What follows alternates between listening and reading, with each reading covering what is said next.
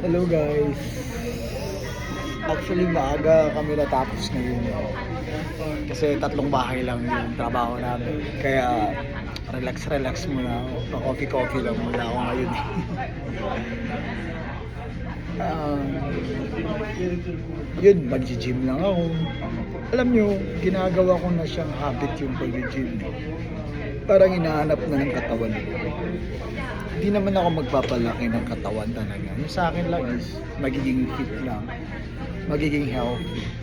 Because napapansin ko na habang tumatanda tayo, kailangan natin mag-exercise, kailangan natin magpapawis minsan. Kasi sa trabaho, iba naman yung trabaho eh.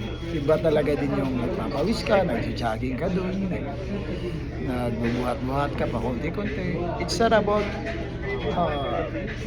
hoping na magkaroon ng malaking katawan. Hindi, kasi maliit lang din ako. Kaya yung sa akin lang, enjoy ko lang yung buhay dito. Kasi alam nyo ba pag wala akong outlet, parang ay nako, naisip ko yung mga utang. Dami kong utang. Kaya gusto ko mawala sa isip ko yung mga utang-utang na yan na binabayaran ko ngayon. Dito kasi sa Canada, talagang masasabi mo na utang is life, na hindi ako nangungutang sa Pilipinas, di ba? Ang laki ng pagkakaiba. Bye guys, until next time.